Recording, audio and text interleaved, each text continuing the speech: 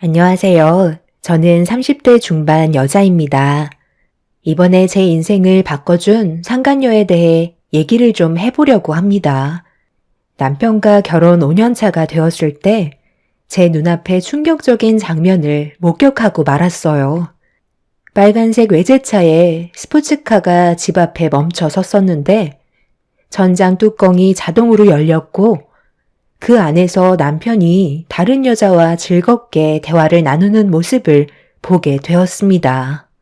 그 모습을 보게 됐을 때 양손에 들고 있던 장바구니를 떨어뜨리게 되었고 상상도 하지 못했던 상황이 눈앞에 펼쳐지는 바람에 어떻게 해야 할지 모르겠더라고요. 이런 경험을 해본 적이 처음이라 다른 여자와 얼굴을 마주하고 있는 남편의 얼굴에는 그동안 저에게는 단 한 번도 주지 않았던 눈웃음이 있었고 딱 봐도 바람이라는 걸 직감할 수 있었습니다. 다른 것도 아닌 집 앞에서 사람들 시선을 한 번에 받는 외제 스포츠카를 타고 들어온 남편도 대단했지만 대놓고 얼굴을 드러낸 모습이 저를 더욱더 분노하게 만들었죠. 그 잠깐의 순간에도 남편과 아는 지인의 사람일지도 모른다고 현실을 부정했지만 서로 마주한 얼굴에서 나오는 불꽃 튀는 눈빛은 결국 스킨십을 유발했고 진한 입맞춤까지 이어지고 말았습니다. 더 이상 볼 수가 없어 정신을 차린 뒤 서둘러 장바구니를 다시 들은 뒤에 제가 꼭 죄인이 된 것 마냥 고개를 숙인 채 급하게 집으로 들어왔어요. 엘리베이터를 타고 올라가는 동안 앞으로 어떻게 살아가야 할지 걱정이 너무 많았습니다. 떨리는 손으로 현관문을 열고 들어오자마자 그 자리에 주저앉고 말았네요. 미리야, 밖에서 무슨 일이 있었어? 얘가 아주 넋이 나간 표정을 하고 왜 주저앉아 있는 거야? 미리야, 엄마 말이 안 들려? 얘, 갑자기 왜 눈물을 흘리는 건데? 엄마, 서유리는 지금 자고 있어요? 그냥 요즘 좀 힘들어서 그래요. 엄마도 그렇고 저도 제대로 잠도 못 자고 애만 보고 있잖아요. 산후 우울증인가 봐요. 이 시기도 금방 지나간다. 서유리가 계속 갓난쟁이로만 머물러 있지는 않잖아. 너무 우울해하지 말고 안 좋은 생각은 최대한 떨쳐버리는 게 정신건강에 좋아. 너무 힘들면 병원에라도 다녀올래? 아무것도 안 하는 것보다 그래도 상담이라도 받는 게 좋지 않겠어? 아직 수유 중이니까 약은 나중에 먹는 걸로 하고. 시간이 지나면 괜찮아지겠죠. 너무 걱정하지 마요. 엄마 말처럼 힘든 건 잠시뿐이고 시간이 지나면 분명 좋은 날이 찾아올 거예요. 얼른 저녁 준비할게요. 제가 본 광경을 차마 엄마한테 설명해 주고 싶지 않았어요. 제가 받았던 충격을 엄마한테 나눠드리고 싶지 않았고 최대한 아무렇지도 않게 행동하려 노력했습니다. 제정신이 아닌 상태에서 몸을 움직이려 애썼고 그렇게 음식을 준비하고 있는데 잠시 뒤 남편이 활기찬 모습으로 저희 엄마한테 인사를 드리며 들어왔어요. 엄마는 아무것도 모르고 계셔서 사위 왔다고 들고 있던 가방까지 들어주셨네요. 남편은 저에게 가까이 다가와 차려놓은 음식들을 보며 배가 많이 고프다고 더러운 손으로 저를 안아주려 하길래 남편의 손길을 강하게 뿌리치고 말았어요. 남편이 당황을 하자 뒤에서 지켜보신 엄마는 급하게 상황 수습을 하시려고 제가 산후 우울증이 온 것 같다며 걱정되는 표정으로 남편에게 설명을 해 주셨어요. 그제서야 남편은 저를 걱정하는 척 조만간 병원에 같이 가보는 게 좋을 것 같다고 자기도 가끔 힘들 때 상담받는 의사가 있다며 저에게 많은 도움이 될 거라고 가식적인 모습을 보여주고 있었습니다.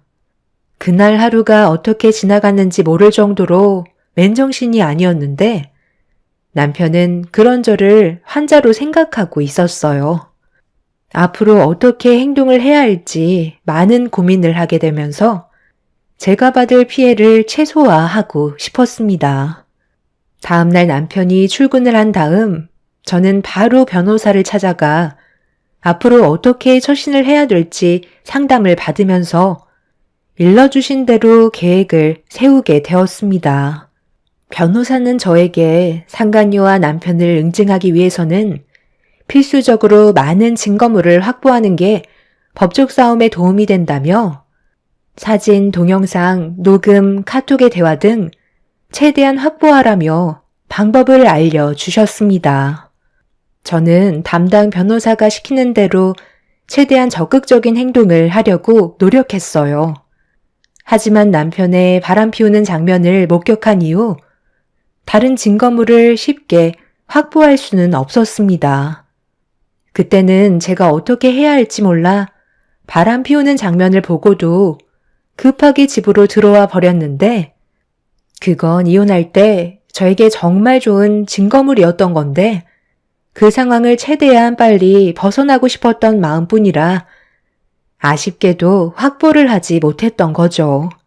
뒤늦은 일 후회봤자 소용없으니 다른 방법을 서둘러 찾아봐야 했는데 핸드폰은 제가 모르는 비밀번호로 잠겨 있어 열 수가 없었고 아이를 봐야 하는 상황 속에 증거물을 확보하기란 상당히 어려움이 많았었어요. 그렇게 무의미한 시간이 계속해서 흘러가던 어느 날 남편이 출근 시간이 됐는데도 서둘러 나가지 않더라고요. 그런 모습조차 의심스러웠는데 남편이 저에게 같이 외출할 거라며 병원을 예약해놨다고 시간 맞춰 가야 한다며 서둘러 움직이라는 말을 꺼냈어요. 계획에도 없던 일이라 저는 외출을 하지 않겠다고 했지만 힘들게 예약해놓은 병원이기 때문에 무조건 가야 된다고 재촉을 하게 되면서 엄마도 다녀오라는 말을 하셔서 일단 억지로 나갈 수밖에 없었습니다. 그렇게 남편은 저를 병원으로 데리고 갔는데 거기에서 충격적인 일이 펼쳐지고 말았습니다.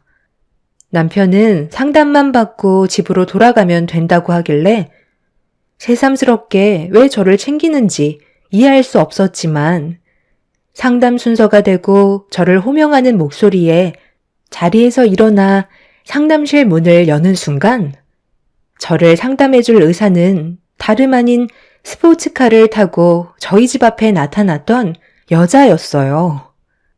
능력 좋은 여자가 의사의 직업까지 하고 있었죠.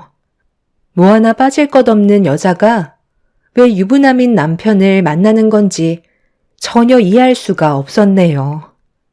그런데 의사인 상간녀의 눈빛은 이미 저를 알고 있는 듯 아무 말 없이 빤히 쳐다보더니 어떤 문제가 있어서 찾아왔냐며 웃으면서 상담을 시작했습니다. 남편분께서 정말 자상하세요. 보통 남자들은 이렇게까지 세세하게 신경 쓰지 않는데 대충 들어보니 산후 우울증이라고 하시던데 맞나요? 원래 산후 우울증이 없었는데 갑자기 생기게 된 거죠. 아무것도 모르고 이 세상에 태어난 아이가 무슨 잘못이 있겠어요? 앞으로 펼쳐지게 될 험난한 삶의 무게를 지어주게 될까봐 그게 걱정이 될 뿐이네요. 어떤 문제가 있어서 찾아왔냐고 물으셨죠? 최근에 남편의 모습이 달라진 점들이 보여서 걱정이 많아요. 예전과는 다르게 아이를 출산하고 나서부터 저를 대하는 모든 것들에 변화가 찾아왔어요. 제가 뭘 잘못해서 남편이 저에게 무심한 건지 깊이 생각을 해봤는데 저는 언제나 한결같았거든요. 남편이 어떻게 하면 예전처럼 저를 진심으로 사랑하고 있는 모습으로 다가와 줄 수 있을까요? 저를 챙겨주는 척 하지만 그건 저희 엄마가 옆에 계시니까 보여주는 식인 거고 단둘이 있을 때는 완전 딴 사람의 모습을 하고 있어요. 오늘 병원에 오는데 차에서 서로 단 한마디도 하지 않았고 남편은 제 얼굴을 한 번도 쳐다봐 주지 않았죠. 사랑이 식은 줄은 알고 있었지만 적응이 안 될 정도로 변해버렸는데 왜 그런 건지 아실 것 같아요? 그동안 상당히 힘드셨겠네요. 그런데 저는 어느 정도 알 수 있을 것 같은데요. 환자분께서 제일 치명적으로 실수하시는 부분 중에 하나가 바로 변화된 모습을 보여주지 않는다는 거예요. 방금 그러셨죠? 환자분은 언제나 한결같았다고요. 그게 문제인 거예요. 남자들은 여자를 봤을 때 언제나 새로운 모습으로 다가와 주길 기대하고 있죠. 남자들은 감정적으로 전달이 되기 전에 시각적인 부분으로 상당히 많은 것들을 충족시키거든요. 그런데 여기에서 출산 후가 문제가 될 수도 있겠네요. 출산 전에는 신혼이니까 이쁘게 보이고 싶은 마음에 항상 외모에 신경을 쓰셨겠지만 출산을 하시면서부터 임신을 하고 몸매도 전부 다 망가지고 거기에다가 매일 헝클어진 머리에 하루 종일 아이 돌보는데 씨름을 해서 만신창이가 된 모습과 화장까지 안 하고 있으니 1차적인 시각적 충족 요소가 사라져 버린 거죠. 그때부터 남편분은 환자분이 여자로 느껴지는 게 아닌 태어난 아이의 엄마로만 보이는 거예요. 제 말 이해하셨나요? 그런 관계가 지속이 되다 보니 남편분의 사랑은 점점 시들어 갈 수밖에 없는 거겠죠.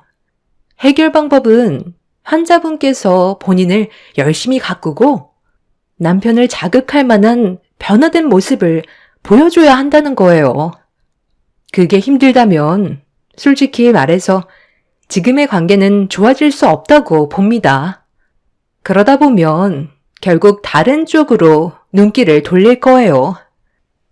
저를 뚫어지게 쳐다보며 상담을 해주던 상간녀는 저에게 상처되는 말을 계속해서 뱉어대며 제가 어떤 반응을 나타낼지 궁금해하는 것 같아 보였습니다.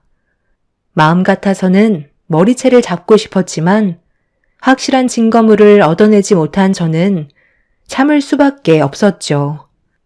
일부러 저를 의도적으로 도발하려고 행동하는 상간녀를 보면서 저 또한 하고 싶은 말은 하고 나가야 할 것 같아 상간녀의 말을 되받아치며 최대한 속을 긁어 놓았고 서로 불꽃 튀는 눈빛을 주고 받았습니다.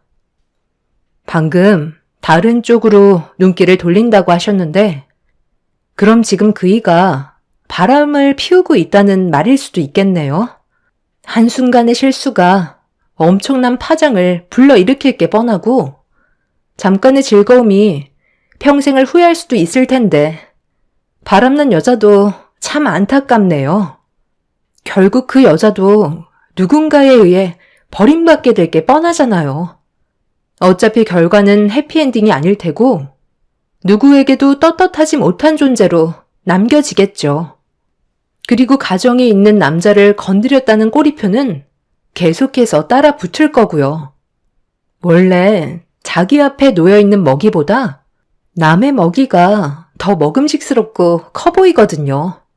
그래서 온갖 방법을 동원해 빼앗아 자기의 소유가 돼서 비교해보면 결국 독인객인이라는 걸 알 수 있죠. 아주 잠깐의 불꽃이 낳은 결과가 얼마나 참혹한지 지금은 알지 못하겠지만 조만간 땅을 치고 후회할 날이 찾아오겠죠. 그이가 정말 바람을 피운다면 제가 생각한 대로 이루어졌으면 좋겠네요. 꼭 그렇게 되길 같이 응원해 주실 거죠?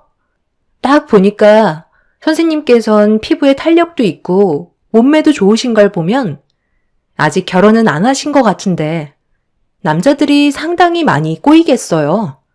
거기에다가 능력도 있으시니 남자들이 침 흘리며 달려들어서 상당히 피곤하시죠?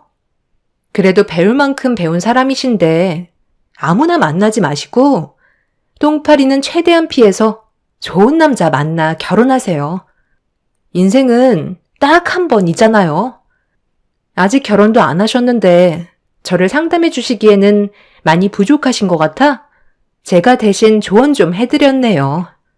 선생님이 많은 환자분들을 상담해 오셨겠지만 상담을 받아보신 적이 몇 번이나 있었겠어요. 좋은 경험이었다고 생각하시면 되겠네요. 덕분에 출산 우울증은 싹 사라졌어요. 나중에 기회 되면 또 놀러 올게요. 상간녀 앞에 절대 굽히지 않고 제가 하고 싶은 말을 내뱉자 그런 모습에 많이 당황했는지 붉어진 얼굴로 저를 노려보고 있었습니다. 남편이 분명 상간녀에게 산후 우울증이 있는 것 같다는 말을 꺼냈을 테고 상간녀는 그런 저를 만나 분명 골려주려 계획을 하고 있었겠죠.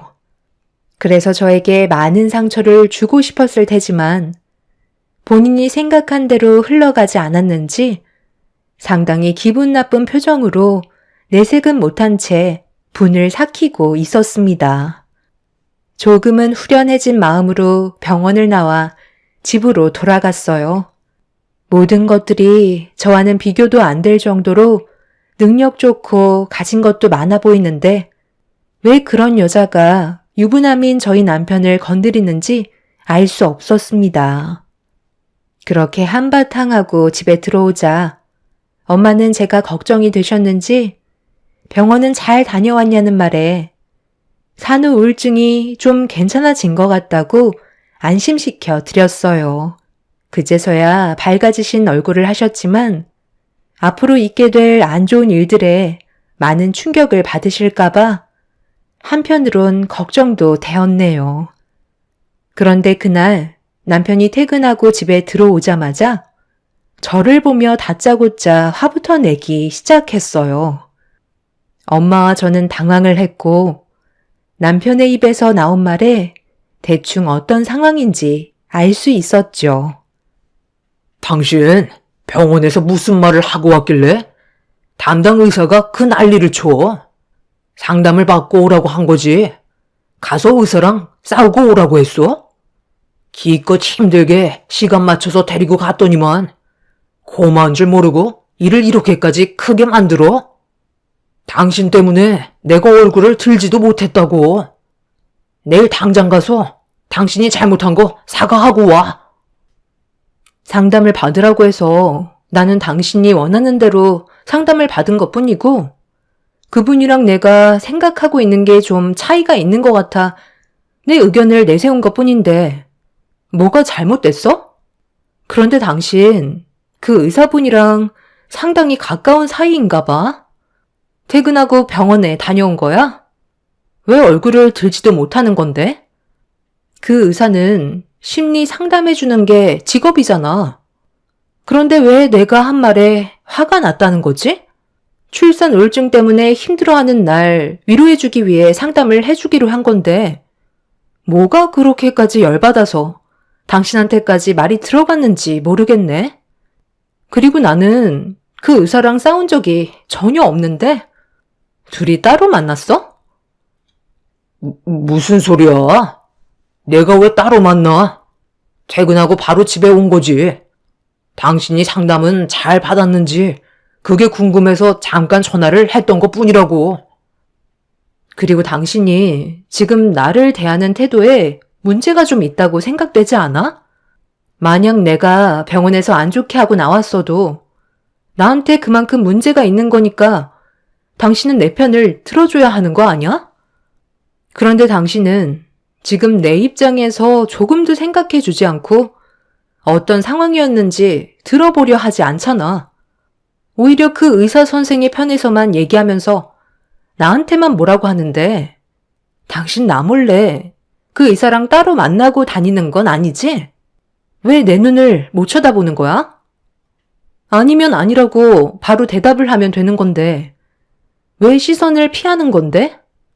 다시 한번 말해줄까? 당신 지금 그 의사 선생이랑 나 몰래 개인적으로 만나고 다니는 거야? 무슨 뚱딴지 같은 소리를 하는 거야? 내가 그렇게 한가한 줄 알아? 산후 우울증이 오더니 이젠 아주 별의별 상상까지 하는구만. 그냥 말을 말자. 제가 눈빛 하나 변하지 않고 남편을 뚫어지게 쳐다보면서 얘기하자 많이 당황했는지 더 이상 큰 소리 내지 못한 채 방으로 들어가 버렸어요. 당장이라도 남편의 얼굴을 쥐어뜯고 싶었지만 옆에 엄마가 있어서 최대한 꾹 참았고 울며 보채는 아이를 달래기 위해 저도 방으로 들어가 버렸습니다. 아이를 돌보면서 남편과 하루빨리 헤어지고 싶은 생각이 머릿속에서 떠나질 않았어요. 그래서 다음날 다시 변호사에게 찾아가 혼자서 남편과 상간녀의 증거물을 확보하는 게 어렵다고 호소하자 다른 방법을 알려주었고 돈이 좀 들지만 저를 대신해 남편의 뒤를 조사해 줄 수 있는 분을 고용하게 되었네요. 그리고 그 사이 저는 남편 방에 들어가 핸드폰의 비밀번호를 알아내기 위해 찾기 힘든 위치에 카메라를 설치해 두었고 몇 번의 시도 끝에 남편의 핸드폰 비밀번호를 알아낼 수 있었습니다. 그렇게 기회를 엿보다가 남편이 술에 취해 집에 들어왔을 때 조용히 방문을 열어 그 안에 베일이 가려져 있던 핸드폰 속을 확인할 수 있었네요. 절대 열지 말아야 될 판도라의 상자를 열었다는 걸 알게 되었고 엄청난 배신은 제 눈에 눈물을 흘리게 만들어 버렸어요. 함께 찍은 사진의 날짜를 보니 제가 임신을 했을 때부터 만나기 시작했고 아이를 출산할 때도 회사에 급한 일 때문에 늦게 온다던 날도 남편은 상간녀와 함께 있었네요. 앞이 안 보일 정도로 눈물을 흘리고 있었지만 그래도 꾹 참으면서 핸드폰 속에 있던 모든 증거물들을 제 핸드폰에 전부 저장해 두었고 남편과의 이혼을 준비하기 시작했어요. 그리고 남편의 뒤를 조사를 하시던 분에게도 상간녀와 함께 둘이서 자주 만나는 모습들까지 전부 받아볼 수 있었습니다. 그렇게 모든 준비가 끝이 난 상태에서 남편에게 이혼을 통보하기 위해 집에서 기다리고 있는데 시모에게 전화가 왔어요. 제가 전화를 받지 않자 곧장 문자를 보내셨고 보는 즉시 연락을 달라며 상당히 급하다고 재촉하시길래 제가 다시 전화를 드렸네요. 시모는 당장 시댁으로 와달라며 할 말이 있다며 상당히 진지하게 나오셨어요. 어차피 남편과의 이혼을 통보해야 돼서 이참에 잘됐다 싶었죠. 그렇게 제가 준비한 모든 증거물을 챙긴 뒤에 시댁에 들어갔고 시모는 저를 보자마자 제 손에 물건 하나를 쥐어 주었네요. 너무 어이가 없어서 아무 말 없이 시모를 바라보자 저를 보면서 어색한 웃음과 함께 한 번만 도와달라고 간절히 애원하셨어요. 정말 귀한 손님이 온다고 음식 준비는 거의 다 끝났다며 옆에서 일손만 거들어주면 된다는 말을 하셨네요. 누가 오길래 저는 그동안 한 번도 받아본 적 없던 50점 반상이 눈앞에 펼쳐졌고 잠시 뒤 초인종 소리가 들리더니 시모는 너무 떨린다면서 급하게 현관문 쪽으로 달려나가셨네요. 문을 열고 들어온 사람은 충격적이게도 남편과 의사 상간녀였어요. 둘이 손을 잡으며 들어온 모습이 제 눈에 포착이 되고 말았죠. 귀한 손님이 의사 상간녀였다는 거에 할 말을 잃었고 남편은 제가 시댁에 와 있을 거라곤 전혀 생각하지 못했는지 상간녀와 함께 잡고 있던 손을 급하게 뿌리쳤네요. 시모는 저를 보면서 준비되어 있는 음식 식탁 위에 올리라고 지시를 하시면서 남편과 상간녀를 자리에 앉혔습니다. 너무 어이가 없어 화가 잔뜩 올라온 저는 50첩 반상에 소금을 한 바가지 뿌린 다음 내어주었고 상간녀는 썩은 미소로 저를 바라보면서 식탁 위에 올려진 음식을 입에 넣었는데 상간녀는 음식을 먹자마자 5만 가지 인상을 쓰면서 입안에 있던 음식을 남편의 얼굴에 뿜어 버렸네요. 거의 동시에 음식을 먹던 남편도 놀랐는지 이게 뭐냐고 저를 보며 소리를 질렀어요. 이딴 걸 음식이라고 내와? 당신 제정신이야? 지금 이 자리가 어떤 자리인지 알기나 하는 거야? 엄마, 이 사람이 음식에다 전부 소금을 뿌린 것 같아요. 뭐라고? 너 제정신이니? 내가 이 많은 음식을 만들기 위해서 꼭두 새벽부터 얼마나 많은 고생을 했는지 알아? 그냥 아무 말 없이 수발이나 들면 될 것을. 꼴에 자존심은 있어가지고 내 아들이 다른 여자를 데려와서 기분이 상했니? 너보다 100배, 1000배 능력 좋은 여자야. 비교 자체가 안 된다고. 그래서 지금 이게 뭐 하자는 건데요?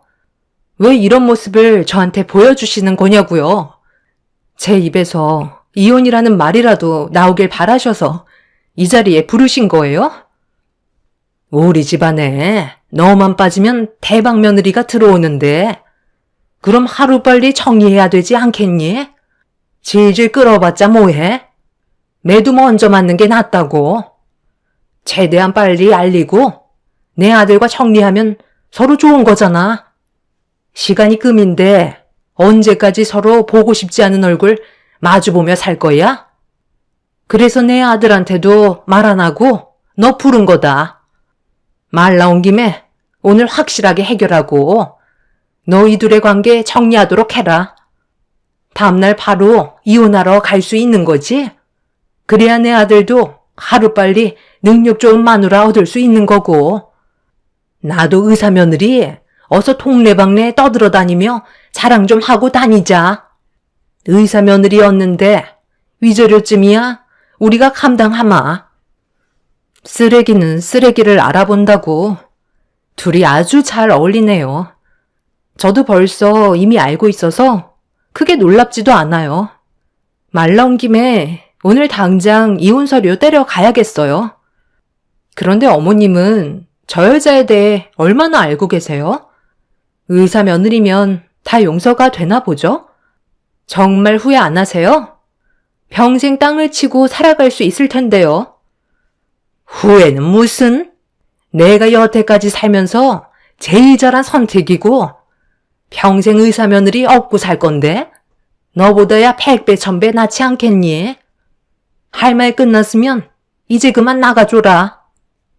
안 그래도 나가려 했어요. 당신도 나를 내친 거에 대해 뼈저리게 후회할 거야. 어떤 이유에서라도 다시는 내 눈앞에 나타나지 마. 잘 먹고 잘 살아라.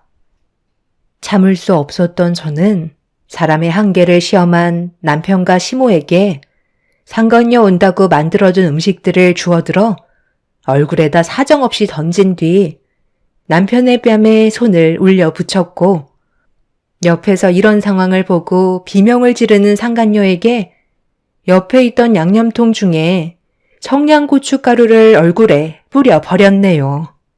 무방비 상태로 당한 시모와 남편 그리고 상간녀는 난리를 쳤고 저는 그 자리에서 급히 빠져나왔습니다. 가방에 있던 증거물을 남편에게 뿌려대며 난리를 치고 싶었지만 그 안에는 상간녀의 충격 실체까지 전부 함께 들어있던 터라 가방 속에 있던 증거물을 꺼내지 않았습니다.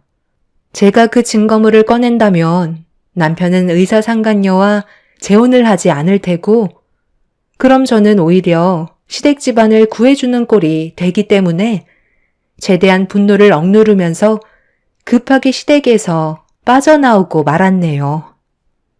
그렇게 저는 차후에 있을 일들을 상상하며 배꼽 잡고 이혼 서류를 떼러 달려가게 되었고 남편과 저는 최대한 빨리 서둘러 이혼 절차를 밟았습니다. 그리고 남편이 바람을 피우고 있었다는 증거물을 제출하면서 남편에게 받을 수 있는 위자료 또한 전부 청구받았네요. 그리고 의사상간녀에게도 위자료 소송으로 제가 받은 피해에 대해 손해배상을 청구받았네요.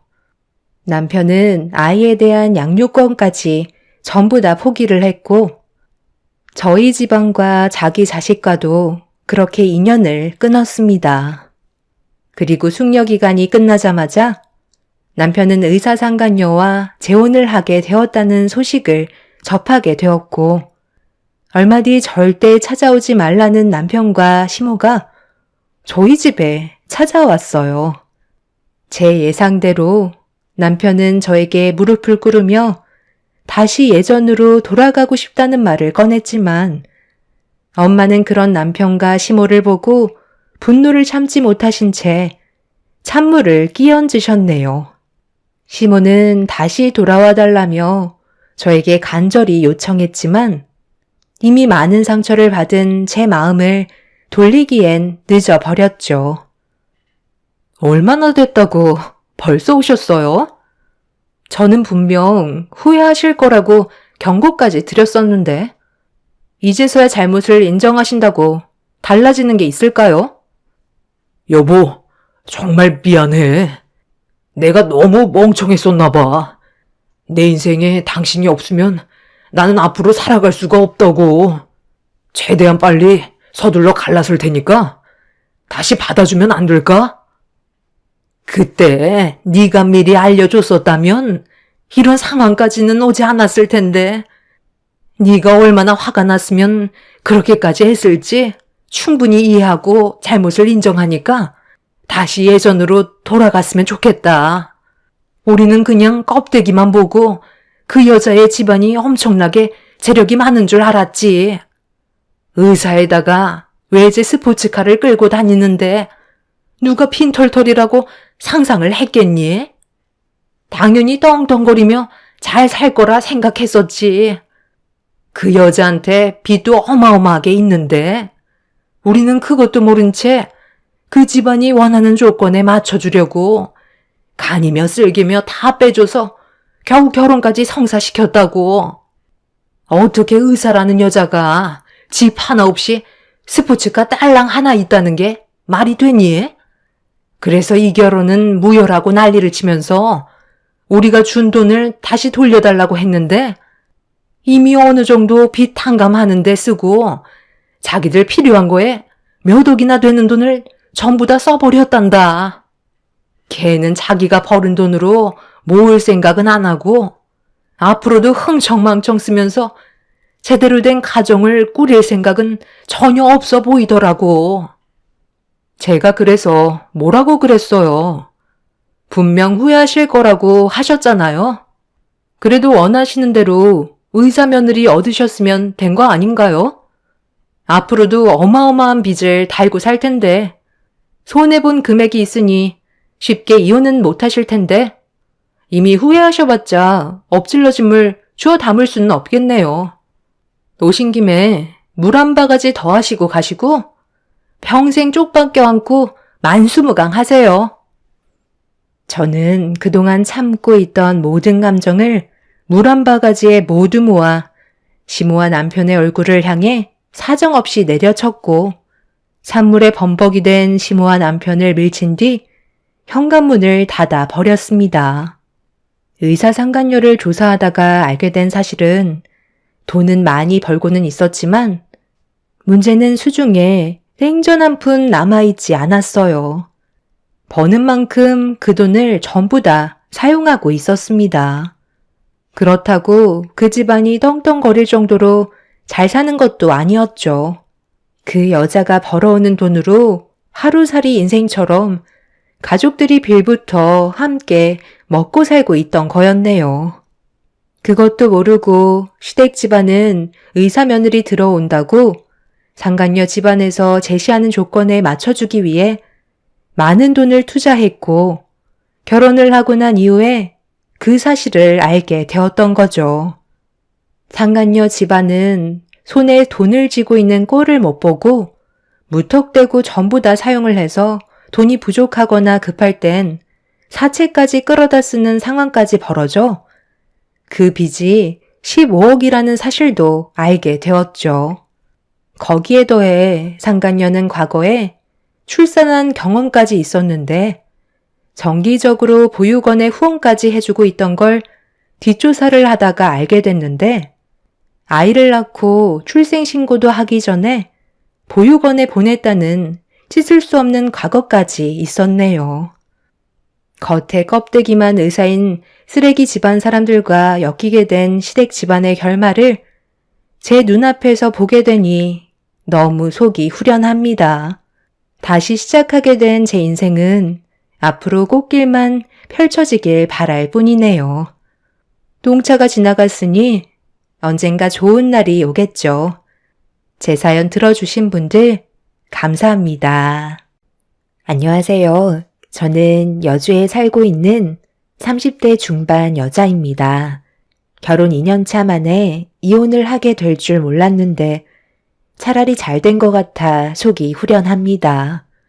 남편과 결혼한 지 1년 만에 갑자기 잘 다니던 회사를 그만두겠다는 황당한 말을 꺼냈어요.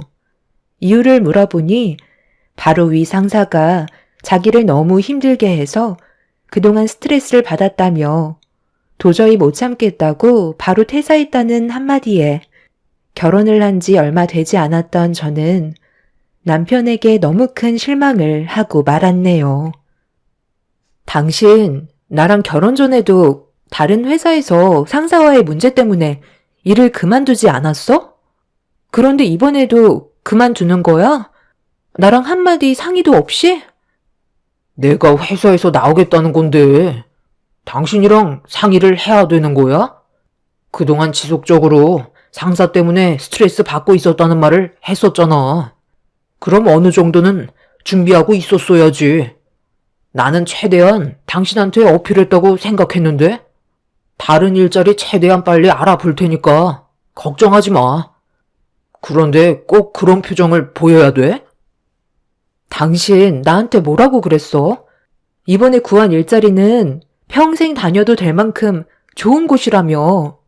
회사 사람들도 다 잘 챙겨준다고 하더니만 이제 와서 한마디 말도 없이 이런 식으로 퇴사하면 당장 지출해야 되는 금전적인 부분들에 차질이 생기잖아.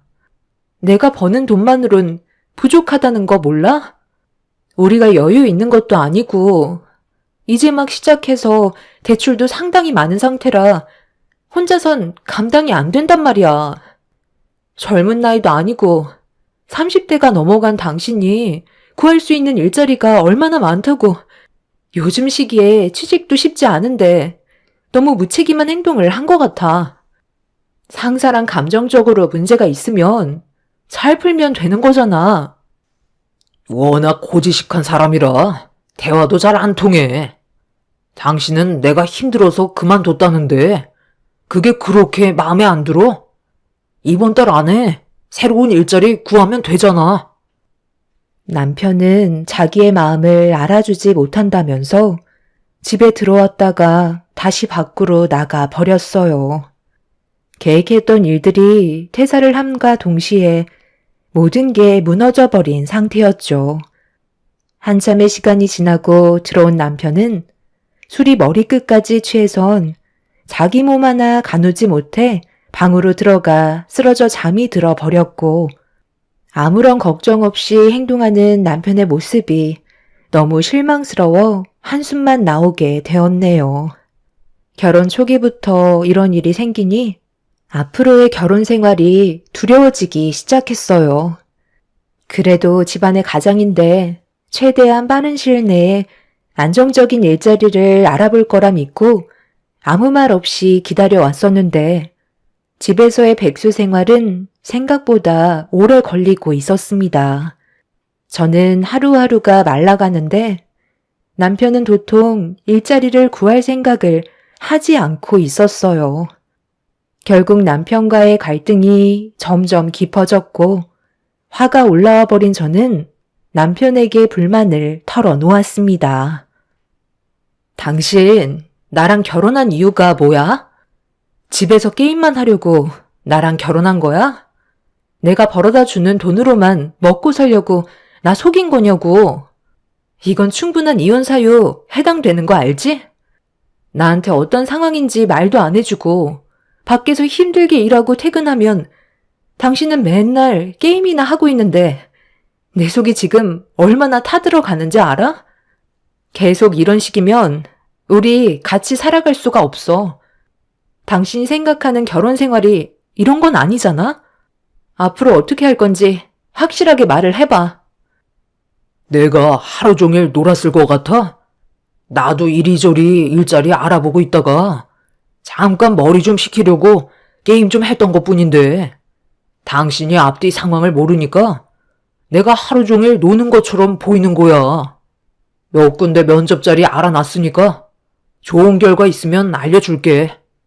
사람이 너무 조급하면 하던 일도 제대로 못하게 된다고. 침착하게 좀 기다려봐. 나도 적은 나이 아니라는 거 잘 알기 때문에 최대한 신중하게 결정하려는 거니까 숨 막히게 계속 뒤에서 긁어대면 금방 지친다고. 그럼 면접 자리 잡혀 있는 거 나한테 확인을 좀 시켜줘봐. 당신이 나한테 믿음을 주지 않으니까 내가 불안해서 그래. 어디 면접 보는 건데? 남편은 제 말이 끝나자마자 보여주었는데 3군데의 면접 일정을 잡아놓은 상태였어요. 그걸 본 저는 안심이 되었고 남편도 어느 정도는 생각이 있는 줄 알았습니다. 그런데 다음날 퇴근을 하고 들어왔는데 남편은 전날과 똑같은 모습을 하고 있었습니다. 그날 전화 한 통 없어서 걱정을 하고 있었는데 아무것도 하지 않고 그냥 TV만 보고 있길래 면접은 어떻게 됐냐고 물어보니 아무 말도 하지 않더라고요. 면접 보러 가는 날 아니냐고 다시 되묻자 남편은 3군데 다 마음에 들지 않았다면서 한껏 기대에 부풀었던 저를 힘 빠지게 만들었네요. 그날 잘 먹지 않았던 술까지 먹게 되었고 남편은 제 눈치를 살피기 시작했어요. 최대한 빠른 시일 내에 다시 알아보겠다며 신중할 필요가 있어서 그런 거라는 말을 했지만 남편에 대한 믿음은 날이 가면 갈수록 바닥으로 떨어지고 있었습니다. 그렇게 또 다시 하루 이틀이 지나고 어느새 한 달이 훌쩍 넘어가 버렸네요. 그런데 시댁에 모임이 있어 주말에 잠깐 다녀와야 했는데 남편이 갑자기 제 손을 잡았어요. 뭐 하는 거야? 나 지금 당신 손 잡을 기분 아니니까 이거 놓고 얘기해. 뭘 바라는지 모르겠지만 이런다고 내 마음 전혀 풀리지 않아. 갑자기 왜 그러는 건데? 일단 들어가기 전에 당신이랑 먼저 해결해야 될 문제가 있어. 나 지금 퇴사한 지 꽤 됐잖아. 그런데 아직까지 이 사실을 우리 부모님께선 알지 못하셔. 내가 퇴사했다는 말이 부모님 귀에 들어가면 오래간만에 얼굴 보는데 기분이 안 좋으실 거 아니야. 그러니까 당신이 입단속만 잘해줬으면 좋겠는데 그렇게 해줄 수 있지? 내 기분이 안 좋은 건 생각도 안 하고 아버님, 어머님 걱정하시는 건 마음에 걸리나 봐. 그럼 약속 하나만 해줘. 당신 퇴사한 거 말하지 않을 테니까 최대한 빨리 일자리 알아보고 안정적인 삶을 다시 되찾았으면 좋겠어. 그렇게만 해준다면 당신이 원하는 대로 퇴사했다는 거 말하지 않겠다고 약속할게. 남편은 저에게 최대한 빠른 시일 내에 취업을 하겠다는 약속을 했고 그렇게 확답을 받은 뒤에 시댁 현관문을 열며 들어갔네요. 이미 상당히 많은 식구들이 한자리에 모여서 즐겁게 대화를 주고받고 있었어요. 저희 부부를 보자마자 시댁 식구들이 반겨주시길래 표정 관리하면서 아무 일도 없었다는 듯 행동을 했네요. 그렇게 모두가 즐거운 식사 자리를 끝낸 뒤 함께 모여 그동안 제대로 나누지 못했던 대화를 주고받고 있었는데 큰형님이 저희 부부는 어떻게 살고 있냐는 질문을 했어요. 둘이 결혼한 지 벌써 1년이나 지났는데 요즘도 연애했을 때랑 똑같아?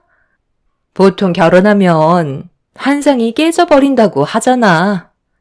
우리는 서로 못 잡아먹어서 난리지만 동서랑 서방님은 한창 깨가 쏟아질 때잖아.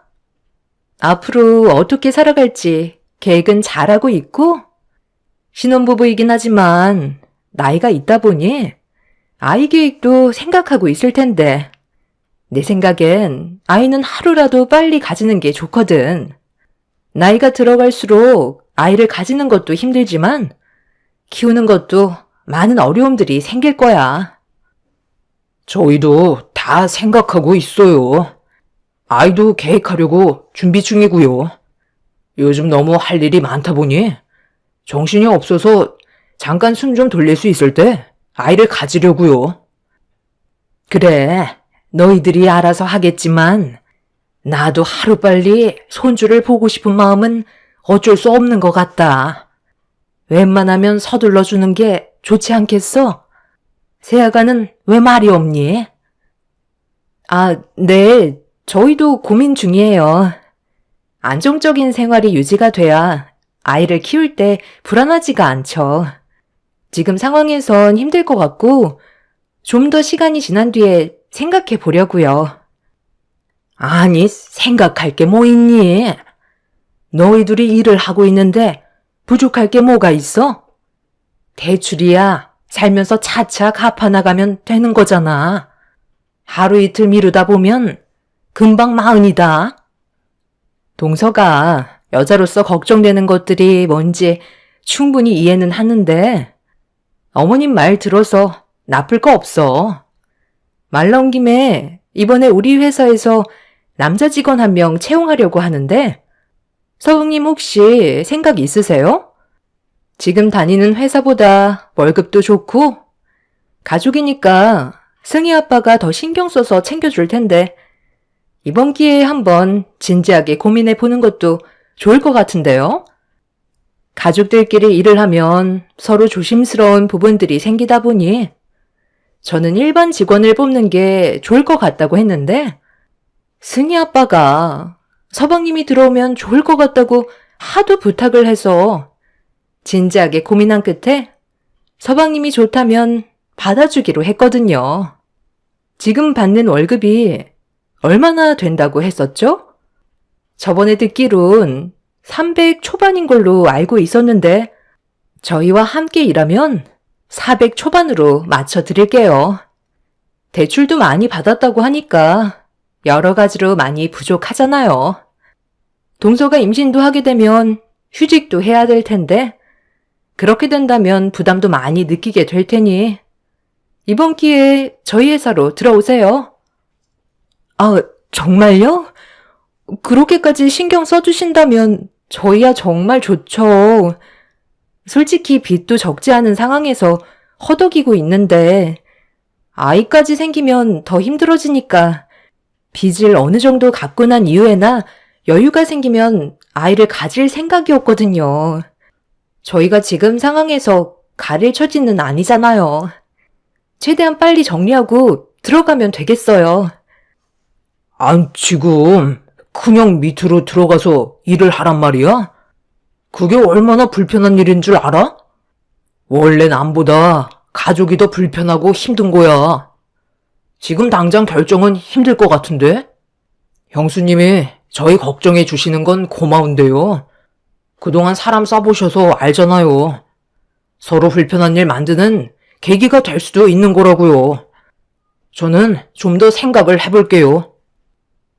남편의 말을 듣는 순간 화가 머리끝까지 올라가서 남편과 잠깐 대화 좀 하겠다며 뒷마당으로 끌고 갔어요. 제가 왜 화를 내고 있는지 전혀 알지 못하더라고요. 그래서 퇴사한 마당에 가릴 게 뭐가 있냐며 좋은 기회니까 형님 회사에 들어가 일하는 게 좋겠다고 했는데 남편은 제 말을 듣고 싶지 않았는지 고개를 돌려 버렸습니다. 당신 지금 제정신이야? 우리가 어떤 상황인지 뻔히 알면서 지금 그런 말이 나와? 고민할 게 뭐가 있어? 내일부터 당장 형님 회사로 들어가도록 해. 싫다니까? 그렇게 되면 얼마나 눈치가 보이는 줄 알아? 아무리 지금 상황에 돈이 궁하다 해도 이건 진짜 아니야. 나 스트레스 받는 거 보고 싶어? 집안의 가장이라는 사람이 왜 이렇게 대책 없이 행동하려는 건데? 다른 회사에 입사해도 남 눈치 보는 건 똑같아. 달라지는 건 없다고. 그래도 가족 밑에서 일을 하는 게 훨씬 더 좋은 점이 많은 거라고. 당신이 열심히만 하면 더 많은 것들을 챙겨주신다는데 그깟 자존심이 그렇게 중요해? 나랑 미래에 태어날 아이 생각은 해야 할 거 아냐. 당신 원래 이런 사람이었어? 이런 식으로 가정을 꾸리며 살고 싶은 거냐고. 나는 안정적인 삶을 살고 싶은 것 뿐이라고. 아, 그래, 알았어. 흥분하지 말고 좀 침착해. 이러다 우리 가족들 다 듣겠다. 내가 며칠만 생각해보고 다시 얘기해 주도록 할게. 그러니까 이제 그만해. 저는 남편을 도저히 이해할 수가 없었어요. 일을 그만둔 지 한 달이 넘어가고 2달째인데 변화되는 건 하나 없이 집에서 게임만 하면서 숟가락으로 밥을 퍼서 먹여주겠다는 걸 거절한 남편이 너무 실망스러웠습니다. 남편은 시댁 식구들이 자기가 퇴사한 걸 듣게 될까봐 눈치를 보며 저를 진정시켰고 며칠 이내로 답을 주겠다면서 급하게 시댁으로 들어가 버렸네요. 화가 머리끝까지 올라온 상태라 흥분을 가라앉히지 못한 저는 한참 동안 밖에 있다가 다시 시댁으로 들어가게 되었고 남편은 저와 대화한 게 아무렇지도 않은 듯 시댁 식구들과 웃고 떠들고 있었어요. 그렇게 시댁에서 힘들게 표정 관리만 하다가 집으로 돌아왔고 남편과는 냉전 사이가 되어 버렸네요. 며칠 이내로 결정을 내서 답을 주겠다는 말에 믿고 기다렸는데 저에게 아무런 말도 하지 않길래 다시 제가 물어보고 말았어요. 며칠 전에 나한테 답을 준다고 하지 않았어? 왜 아직까지 아무 말도 하지 않는 건데? 벌써 3일이나 지났다고. 당신 일하기로 결정 아직 못한 거야? 아, 그거? 얘기 벌써 끝났는데? 그냥 안 하기로 했어. 내가 원하는 일을 하는 게 훨씬 더 적합할 것 같거든. 그래야 오래 일을 하지. 형 밑에서 일을 하다가 체질에 안 맞아서 금방 그만두면 그게 더 손해잖아? 그러니까 나 믿고 조금만 기다려줘. 최대한 서둘러서 좋은 일자리 구해보도록 할게. 실망하지 않았지? 며칠간 고민하고 결정했다는 남편의 말 한마디는 저를 좌절시키고 말았어요. 그리고 그때 드는 생각이 이 사람과의 미래는 힘들 것 같다는 판단을 하게 되었고 어느 정도 마음의 정리가 되어가기 시작했어요. 함께 힘을 모아 앞으로의 인생을 열심히 살아가겠다는 의지를 보여주지 않는 사람과는 행복을 찾을 수 없을 것 같아 남편에게 마지막이라는 말과 함께 우리의 관계가 위태롭다고 하자 남편은 걱정하지 말라면서 제가 가지고 있는 걱정거리들을 전부 없애준다고 큰 소리를 쳤습니다. 그동안 함께했던 모든 날들을 정리할 마음으로 남편에게 주었던 기회이기 때문에 실망을 안겨주지 않길 간절히 바라고 있었습니다. 그날 이후 저에게 열심히 면접을 보러 다니고 있는 모습들을 꾸준하게 보여주었고 무엇을 하고 있는지 궁금해서 전화를 해보면 곧 면접을 보러 들어간다며 남편은 제 마음을 알아주기라도 한 듯 달라진 모습을 보여주기 시작했어요. 활동적으로 바뀐 모습에 굳어져 있던 제 마음이 조금씩 녹아내리고 있었는데 전화 한 통이 왔어요. 남편이 취업을 하게 됐다는 좋은 소식을 전해주었고 그동안 저 혼자 말 못할 무게를 감당해야 했던 날들이 너무 힘들었는지 눈물을 흘리고 말았습니다. 길고 길었던 고통 속에서 빠져나오니 제 마음도 자연스럽게 풀리게 되었고 남편은 새로운 일자리에서 열심히 일을 하게 되었네요.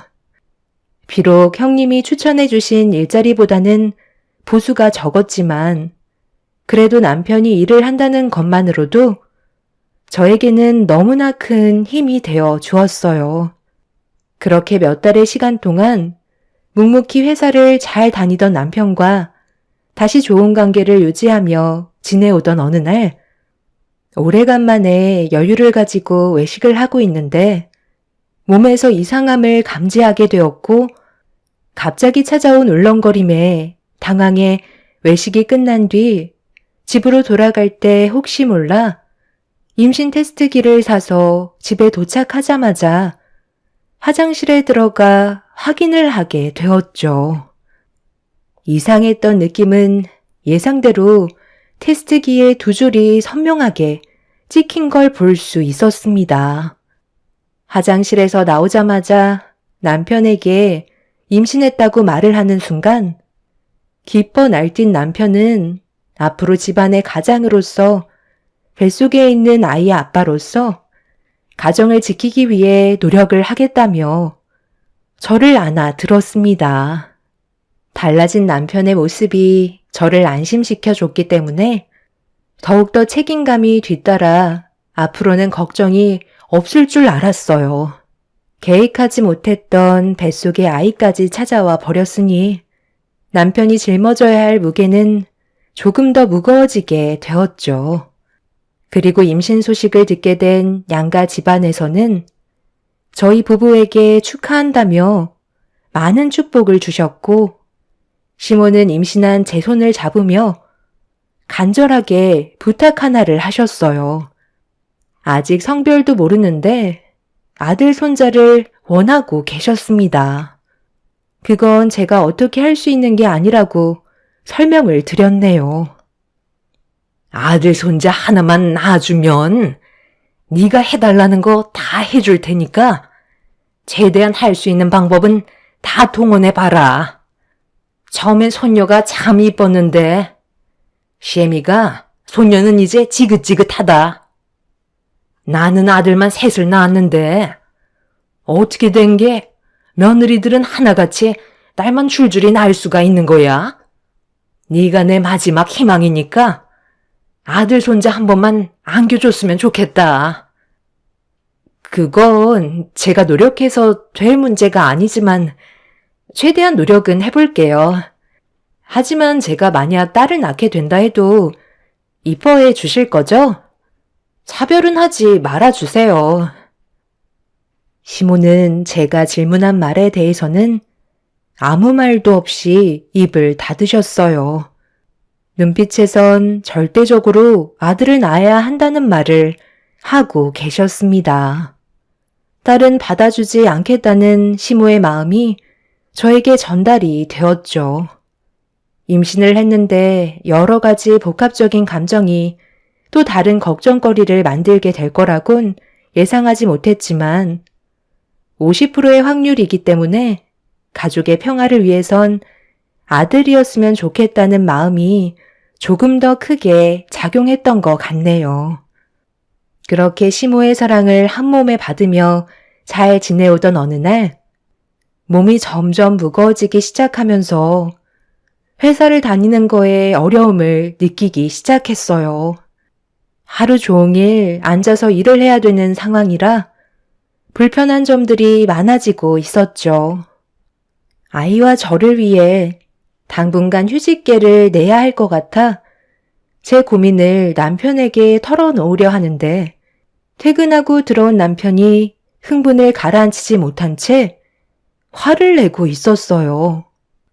그런 모습을 본 저는 당황해서 무슨 일 때문에 그러는 거냐고 물어보자 남편은 또다시 회사에서 나왔다는 충격적인 말을 꺼내었네요. 뭐라고? 아니, 다닌 지 얼마나 됐다고 왜 또 퇴사를 하는 건데? 이제 겨우 6개월 지났다고. 웬만하면 그냥 다니지. 꼭 퇴사를 해야만 하는 이유가 있었던 거야? 아니, 사장이 내가 실수한 것도 아닌데 내 탓으로 돌리잖아. 그래서 억울하다고 하니까 잘못을 인정하지 않는다고 갑자기 화를 내는 거야. 정말 어이가 없어서 그냥 퇴사하겠다고 나와 버렸어. 내가 뭘 그렇게 잘못했다고 직원들 보는 앞에서 나한테 쪽을 주냐고. 오래간만에 괜찮은 직장에 취직했는데 사장 눈만 아니면 계속 다닐 수 있었지만 어쩌겠어. 다른 일자리 알아봐야지. 그래도 6개월 정도 일했으니 어느 정도는 버틸 수 있잖아. 모아놓은 돈으로 잠깐만 생활하도록 하자. 당신 회사가 장난이야? 사장이랑 안 좋은 일이 있었어도 충분히 대화로 풀어나갈 수 있었잖아. 이제야 숨통이 트일만 하니까 또 일을 저질러? 당신 원래 이렇게 끈기 없는 사람이었어? 몇 달 있으면 뱃속에 있는 아이도 세상 밖으로 나오는데 불행만 안겨줄 거야? 왜 이렇게 철없이 구는 건데? 내가 이러고 싶어서 그런 게 아니라는 거 잘 알면서 그래? 일자리는 많이 있다고. 사장이란 놈이 인재를 못 알아보고 막대한 게 잘못인데 왜 나한테 뭐라고 그래? 저는 결국 그 자리에 주저앉아 눈물을 펑펑 쏟아냈고 남편은 저를 보며 답답하다면서 술이나 한잔하러 나갔다 오겠다며 6개월 전과 똑같은 행동을 보여주고 있었습니다. 앞으로 어떻게 살아가야 할지 더 이상 앞이 보이지 않았어요. 이런 상황 속에 하필 다음 날이 시모와 뱃속에 있는 아이의 성별을 확인하러 가는 날이었죠. 시모는 들뜬 마음으로 다음날 아침 일찍 전화를 주셨고 남편은 술에 쩔어 일어나지도 못하고 있었습니다. 그 모습을 보고 있는데 너무 화가 치밀어 올랐던 저는 찬물을 한 바가지 퍼서 입을 벌리고 자고 있는 남편의 얼굴에 냅다 부어버렸어요. 그리곤 일자리 구하는 동안 집에만 박혀 있지 말고 일당직이라도 구해서 일을 하라며 큰 소리 친 뒤 밖으로 나와 버렸네요. 남편은 술이 덜 깨선 온갖 짜증을 내며 자기 얼굴에 찬물을 부었다고 화를 내고 있었습니다. 그렇게 현관문을 박차고 나온 저는 시모와 함께 산부인과를 찾아가게 되었고 남편과의 고민에 대해 털어놓으려 하는데 시모는 뱃속에 있는 아이가 아들일 것 같다며 한층 들떠 계셔서 제가 가진 고민이 입 밖으로 나오지 않았네요. 결국 아무 말도 하지 못한 채 산부인과에 들어가 초음파 검사를 하는데 뱃속에 있는 아이가 웅크려서 모습을 잘 보여주지 않았어요. 좀 전에 남편과 한바탕 하게 되면서 아이가 많이 놀랐는지 움직이지도 않고 있었네요. 시모는 원장님의 입만 바라보면서 아들이길 바라는 간절한 마음에 양손을 모으며 쳐다보고 있었는데 고개를 갸우뚱하며 한참 동안 초음파로 뱃속에 있는 아이의 상태를 보다가 아주 이쁘게 생겼다는 한마디를 꺼내셨습니다. 그 순간 시모는 손에 땀이 날 정도로 모으고 계셨던 양손이 두 쪽으로 갈라지더니 충격받으신 얼굴로 원장님께 다시 한번 되물었고 원장님은 이쁘게 생겼다며 치마가 잘 어울릴 것 같다는 말을 꺼내셨네요. 그 말을 끝나기가 무섭게 시모는 진료실 문을 열며 밖으로 나가셨고 제가 꼭 죄를 지은 것 마냥 고개가 저절로 내려가더라고요. 그렇게 진료실에서 조심스럽게 걸어 나왔는데 시모는 이미 산부인과에서 나가 집으로 돌아가 버리셨습니다. 그날 이후 시모는 저를 대하는 태도가 180도 달라지셨고 남보다 못한 존재로 추락하고 말았네요. 결국 이런 시모와 남편과의 문제점들이 저를 더 이상 버티지 못하게 만들었어요. 남편은 똑같은 패턴으로 생활을 하고 있는 게 너무 한심해 보여 집에 있는 컴퓨터를 전부 부숴버렸습니다. 노발대발하며 난리친 남편은 그날 이후 집에는 잘 들어오지 않았고 이제는 아예 일자리도 알아보려 하지 않았어요. 더 이상은 안 되겠다 싶어 이혼을 결정하게 되었죠. 어디서 무얼 하는지 남편은 새벽에 잠깐 집에 들어와 샤워하고 옷만 갈아입은 채 다시 밖으로 나갔어요. 제가 이혼 준비를 하고 있다는 건 꿈에도 모른 채 말이죠. 그렇게 하나하나 준비해가며 앞으로 있게 될 일들에 대해 계획을 세우고 있는데 어느 날 변호사 사무실에서 볼일을 마치고 집으로 돌아가려고 밖으로 나오던 도중 카페가 앞에 보이길래 단 게 먹고 싶어 과일 주스 하나 먹으려고 카페 문을 열고 들어갔어요. 그렇게 생과일 주스 한 잔을 건네받은 뒤에 몸을 돌렸는데 그 순간 제 앞에 시모가 저를 바라보고 계셨네요. 너무 갑작스러운 상황이라 흠칫 놀라며 어색한 인사를 드리는 사이 시모는 제 손에 들고 있던 명세서와 카드를 낚아채셨고 결제 내역을 확인하시곤 눈이 휘둥그레지셔서는 저한테 막말을 퍼부으시더니 자기 아들이 힘들게 벌어모은 돈으로 제배만 불린다며 많은 사람들 보는 앞에서 만삭인 제 뺨을 명세서로 사정없이 내려치셨어요. 너무 놀라 뭐 하시는 거냐고 소리를 지르자 딸이라서 딸기 주스를 시켜 먹냐는 어이없는 말을 꺼내시더니 제 손에 들고 있던 주스를 빼서 뚜껑을 열은 뒤 머리 위로 부어 버리셨네요. 지금 이게 뭐 하시는 거죠? 뱃속에 있는 아이가 딸이라고 한순간에 이렇게까지 변하실 줄은 정말 몰랐네요. 그리고 그 카드 그 사람 거 아니거든요? 각자 일하면서 모은 월급 중에 일부를 나눠서 생활비를 넣어둔 카드라고요.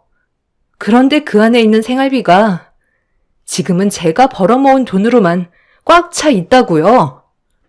어머님이 그렇게 아끼시는 아들이 지금 뭐라고 다니는 줄 아세요?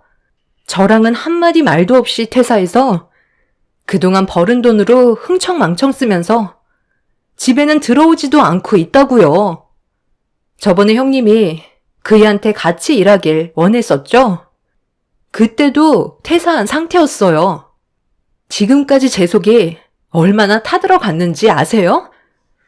그런데 어머님은 뱃속에 있는 아이가 딸이라고 저를 이런 식으로 대하시면 제가 가만히 있을 것 같아요? 방금 하신 행동에 대해서는 그냥 넘어가지 않을 거예요. 너 방금 뭐라고 그랬니? 내 아들이 지금 백수라는 거야? 그걸 왜 이제야 얘기하는 건데? 미리 말을 했다면 이런 일도 없었을 거 아니야? 제가 고민거리를 털어놓고 싶어도 그이가 어머님 걱정하실까봐 말하지 말라고 했었어요. 그런데 지금은 상황이 달라졌으니 전부 다 얘기하는 게 좋겠죠. 저 그이랑 이혼하기로 결정했어요. 지금 변호사 사무실 다녀오는 중이고 제가 받은 상처와 손해에 대해 소송 걸기로 했으니까 그런 줄 알고 계세요. 아, 그리고 하나 말씀 안 드린 게 있는데 어머님이 그날 산부인과에서 딸이라고 저만 버려두시고 집에 돌아가셨죠? 그때 원장님께서 곧바로 나오시더니 뭐라고 하셨는 줄 아세요? 뱃속에 있는 아이가 치마가 아닌 바지를 입어야 할 것 같다며 다시 정정해 주셨어요. 그래서 초음파 검사를 다시 해보니까 뱃속에 있는 아이가 아들이더라고요. 방금 어머님이 하신 행동은 저와 뱃속에 있는 아들한테 씻을 수 없는 상처를 주신 거고 어머님도 법적 처벌은 피해가지 못하실 것 같네요. 사장님, CCTV 좀 확보해 주세요. 여기 계신 분들이 전부 다 증인인 거 아시죠? 만삭인 임산부한테 어떻게 이런 행동을 하실 수 있으시죠? 카운터에서 모든 상황을 지켜보신 사장님께선 진정하라며 저에게 얼음물을 건네주셨고, 그걸 받자마자 시모의 얼굴에 뿌려버린 뒤 밖으로 나가려 하는데 남편이 어떤 여자와 손을 잡고 건물로 들어가더라고요. 그걸 본 저는 너무 놀라 급하게 따라 들어갔는데 그곳은 충격적이게도 PC방이었고 남편은 그 여자와 같은 게임을 하며 즐거워하고 있었습니다. 저를 뒤따라온 시모는 자기 아들의 행동에 엄청난 실망을 했는지 남편의 머리끄덩이를 잡고 PC방에서 난리를 치고 말았네요. 남편은 그동안 게임상에서 만난 여자와 현실적으로 만남을 가지고 있던 거였어요. 결국 이런 충격적인 사실들이 전부 밝혀지면서 더 이상 용서받을 수 없는 상황까지 오고야 말았네요.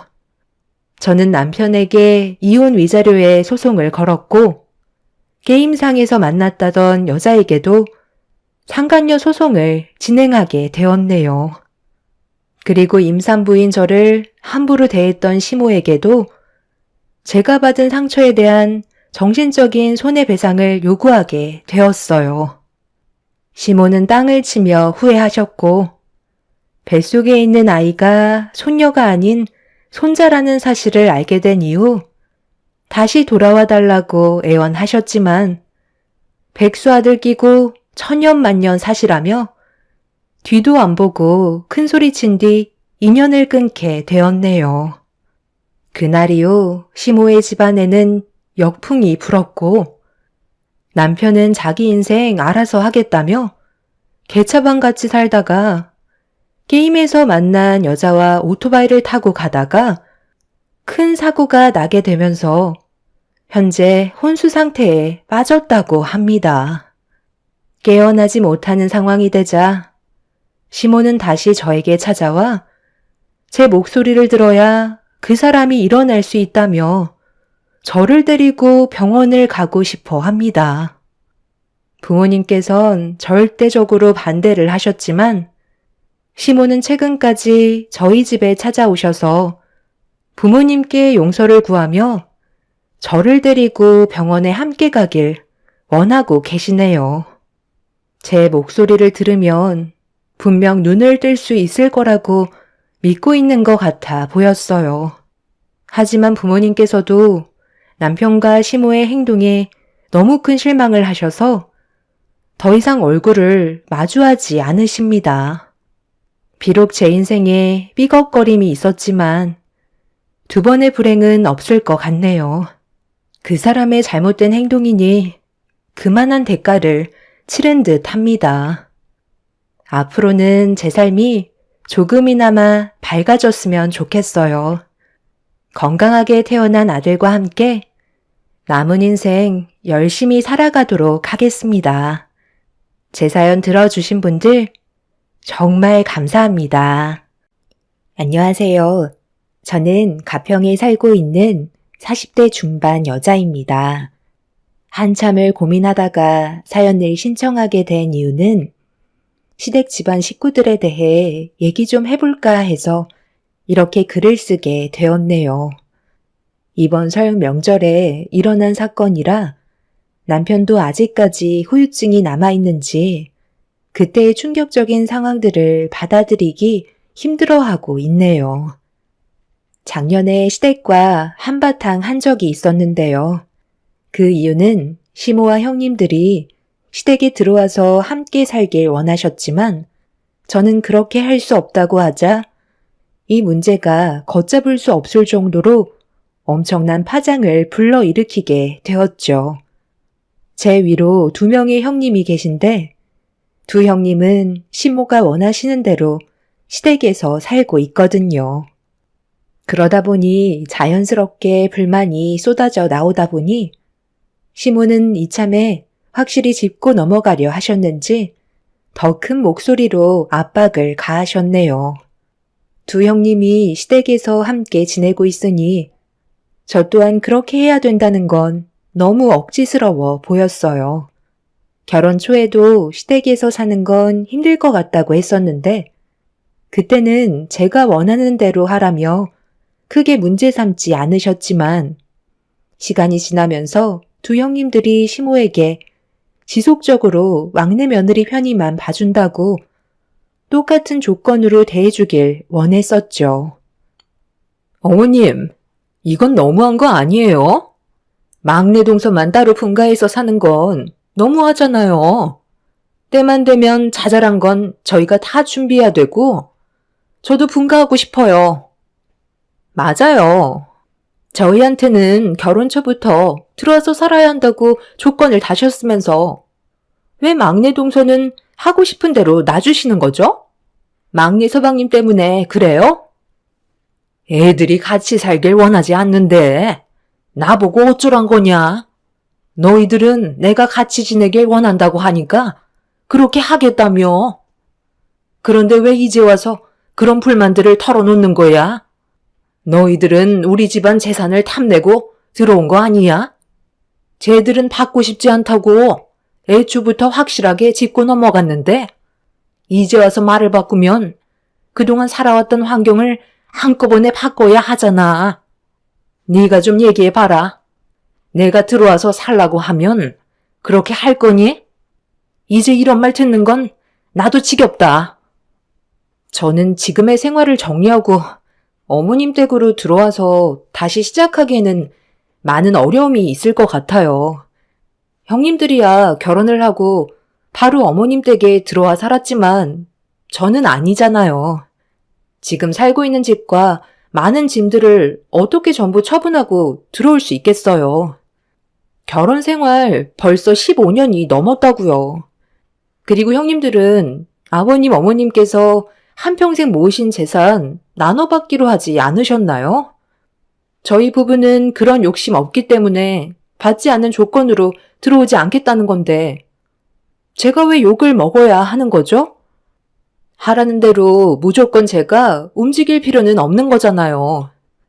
지금도 어머님 댁에 식구들이 많아서 항상 비좁은 상태인데 저희까지 들어오면 발 디딜 틈도 없을걸요?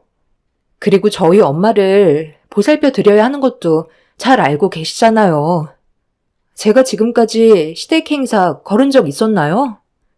때 되면 그래도 새벽같이 와서 제 선에서 할 수 있는 건 최선을 다해왔는데 형님들은 매일 집안 살림하는 것 때문에 불만을 가지시는 거잖아요. 제 말 틀렸나요? 어머님, 정말 웃기지 않아요? 시댁에 들어와서 어머님 모시는 건 싫으면서 자기는 서방님 데리고 자기 엄마 모시고 있는 거잖아요. 너무 이기적인 것 같아요. 그만들 해라. 그건 다 사정이 있어서 그런 거잖아. 됐다. 이제 그만해라. 쟤들은 지금의 상황에서 변화를 줄 수는 없을 것 같다. 그런데 너희들은 나랑 사는 게 그렇게 싫은 거니? 처음부터 싫으면 싫다고 확실하게 얘기한 것도 아니잖아. 지금도 늦지 않았다. 너희들이 원하면 분가해도 되니까 하고 싶은 대로 해라. 그렇게 되면 저희한테 주실 재산은요? 그럼 그건 막내 동서네와 나눠야 하는 거잖아요. 제가 이 집에 들어와 산 세월이 몇 년인데 그 시간 아까워서라도 버티고 살 거거든요. 막내 동서는 나랑 나중에 따로 얘기 좀 해야 될 것 같네. 아주 혼자 편하게 지내니까 개념을 상실한 것 같아. 어른이 얘기하는데 상당히 예의 없게 말을 받아치네. 동서도 며느리로 들어온 지 꽤 됐다 이거야? 어머님이 맨날 막내라고 감싸기만 하시니까 동서가 머리만 커진 거잖아요. 제가 시댁에 들어와 살지 않는 게 두 형님들은 불만이었고 시모는 중간에서 상당히 난감하셨는지 저와 형님의 사이에서 눈치만 보고 계셨습니다. 그렇게 되다 보니 시모도 점점 지쳐가시는 것 같아 보였어요. 저한테 재산을 나눠주는 건 싫으면서 모임이 있을 때만 시댁에 찾아오는 건 또 보고 싶지 않았던 것 같았네요. 저는 형님들의 불만을 이해할 수가 없었어요. 본인들이 싫으면 나와서 살면 되는 걸 재산은 받고 싶으니까 시댁에서 나오지 못하고 발목이 잡힌 상태로 지금까지 버티며 살아왔었으면서 쓸데없이 저한테 화를 돌리는지 알 수 없었네요. 서로의 안 좋은 감정들이 계속해서 쌓이면서 점점 더 문제가 커지기 시작하자 시모가 저를 따로 부르셨어요. 그리곤 앞으로 어떻게 하면 좋을지 형님과 저와의 관계를 좋게 풀 수 있는 방법에 대해 진지하게 의논을 하게 되었죠. 무슨 얘기 하시는지 충분히 이해하는데요. 그렇다고 저희 엄마를 요양원에 모시면서까지 어머님 댁에 들어와 살 수는 없어요. 꼭 이렇게까지 해야겠어요? 나도 너한테 이런 말 꺼내는 게 쉽진 않지만 지금 집안 돌아가는 상황을 봐라. 내가 그러지 말라고 몇 번이나 화를 내고 너희 사정을 얘기했는데 이거 봐봐라. 달라지는 건 하나도 없잖니. 그렇다고 너를 우리 집에 오지 말라고 할 수도 없는 노릇이니. 내 속은 얼마나 답답한지 잘 알겠지? 사돈은 좀 어떠시니? 어머님 마음 충분히 이해하고 있어요. 하지만 저희 그동안 살아왔던 생활을 버리면서까지 들어와 사는 건 문제가 있다고 생각해요. 나중에 제가 형님들이랑 따로 얘기해서 좋게 풀어보도록 할게요. 그리고 저희 엄마는 귀만 안 들리시지? 아직 건강 상태는 양호하신 편이세요. 그럼 저는 형님들 일손 도우러 나가 볼게요. 시모와 대화를 나누고 있는데도 두 형님들은 계속해서 투덜거리는 목소리가 밖에까지 들려오고 있었어요. 시모도 형님들 눈치를 보느라 스트레스가 상당히 많은 것 같아 보였습니다.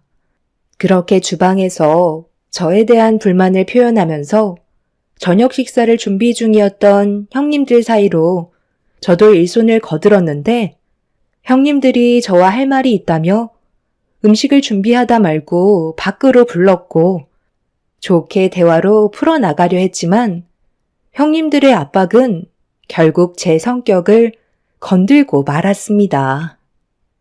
가족은 원래 함께 하는 거 아니야? 15년 동안 분가했으면 된 거지. 언제까지 우리가 동서 편의를 봐줘야 하는 건데? 귀가 안 들리는 동선의 어머님 모시고 살면 서방님만 힘든 거 아니야? 내가 봤을 때 우리보다 동서가 훨씬 더 이기적인 것 같아. 자기 하고 싶은 대로만 살고 있잖아. 우리는 뭐 이렇게 살고 싶어서 어머님 댁에 눌러붙어 사는지 알아? 동선의 어머님, 이제 그만 요양원에 보내드리고 동서도 시댁에 들어와서 농사일 같이 도왔으면 좋겠어. 아직도 일손이 부족해서 외국인 일꾼 쓰는 거 잘 알고 있지? 방도 남는데 놀리는 것보다 동서가 채워주면 가족끼리 화목하게 살아갈 수 있지 않겠어? 너무 오랜 시간 단독 생활해서 감을 잃었나 본데 집안 어른이 좋게 얘기할 때 들어야 하는 거야. 사람은 누구나 한계라는 게 있는 거고 그 이상으로 넘어가게 되면 그땐 이미 후회도 늦어버리는 거라고. 올해 안에 무조건 들어올 준비했으면 좋겠어. 집안 살림 꾸리며 사는 게 힘든 거지. 처분하는 건 금방 하잖아? 동서는 그냥 옷가지만 챙겨서 몸뚱이만 들어오면 된다고. 재산은 당연히 15년간 따로 살았으니까 그 기간만큼은 제외하고 받으면 될 것 같네. 그렇게 해줄 수 있지? 형님, 아버님께서 농사일을 워낙 크게 하셔서 재산이 많은 건 알고 있긴 하지만 저는 돈에 대한 욕심이 없어요. 그냥 소박하게 살면 그걸로 만족한다고요. 빚 없이 버는 돈으로 내 가정 잘 꾸려가면 되는 거지. 그 많은 돈 받아서 뭐 하게요. 그리고 아버님 어머님이 세상을 떠나셔야 재산을 받을 수 있는 거잖아요.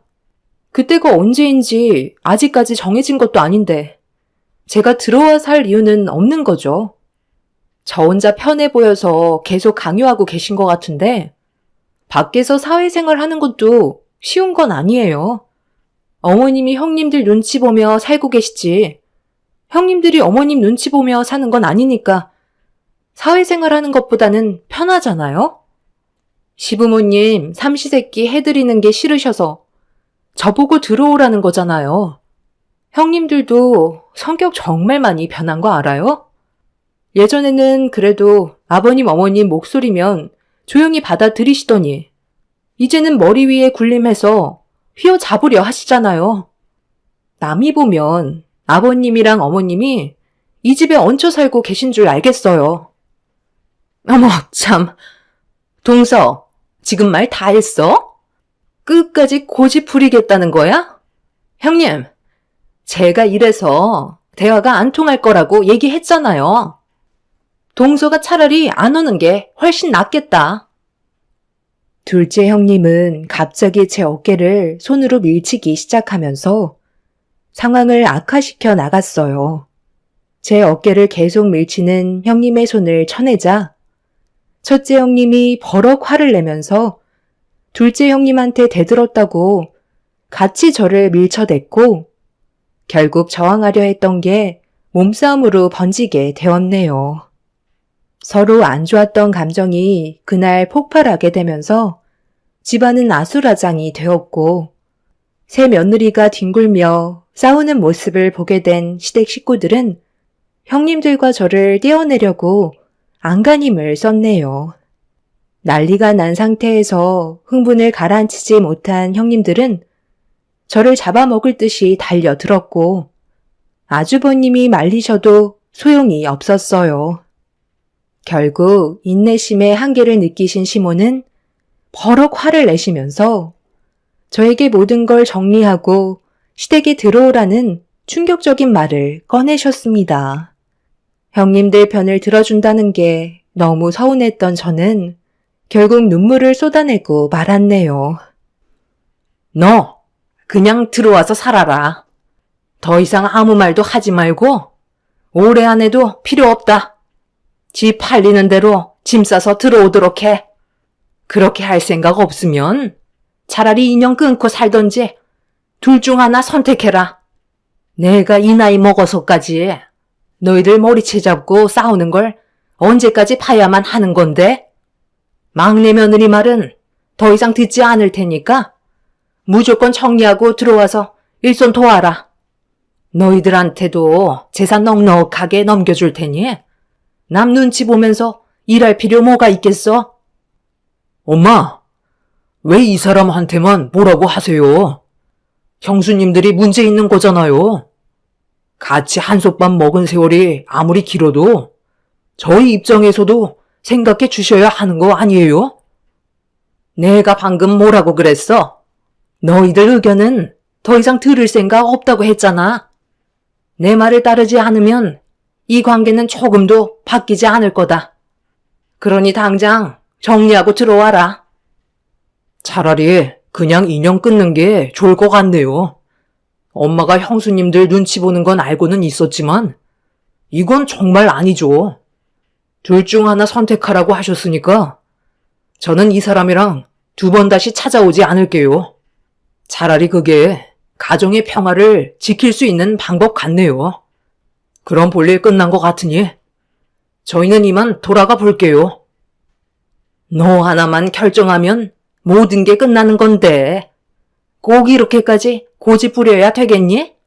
한 집에서 살면 전부 해결되는 문제잖아. 왜 대답이 없는 거야?